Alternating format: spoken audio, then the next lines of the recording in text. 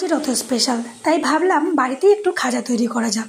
তো দেখো, প্রথমেই নিয়ে নিয়েছি ময়দা, দিয়ে দিলাম সামান্য লবণ, চিনি, রিফাইন তেল, ভালো করে ময়াম দিয়ে জল দিয়ে ময়দার একটা শক্ত ডো তৈরি করে নিলাম। তারপর তৈরি করে নিলাম শিরা। তো প্রথমে শিরাটা তৈরি করে রেখে দিলাম। এখানে আমি চিনি দিয়ে দিলাম 1.5 কাপ, দিয়ে দিলাম 1.5 কাপ জল, 3টে এলাচ দিয়ে শিরাটা তৈরি করে ভালো করে একটা চিটালো শিরা তৈরি করে রেখে দিলাম। তারপর ময়দা থেকে ডো কেটে প্রথমে একটা বড় সাইজের রুটি তৈরি করে নিলাম। বড় বলতে কি, বেশ অনেক বড়, মানে 4টে রুটির সমান একটা বড় রুটি তৈরি করে নিলাম।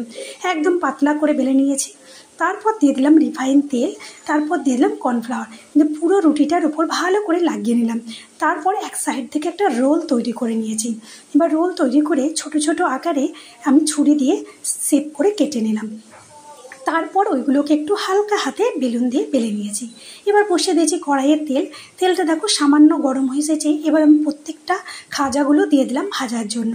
তো এটা কিন্তু একদম হালকা তেলে ভেজে নিতে হবে। তো হালকা তেলে ভেজে আমি শিরার মধ্যে চুবিয়ে দিলাম। আর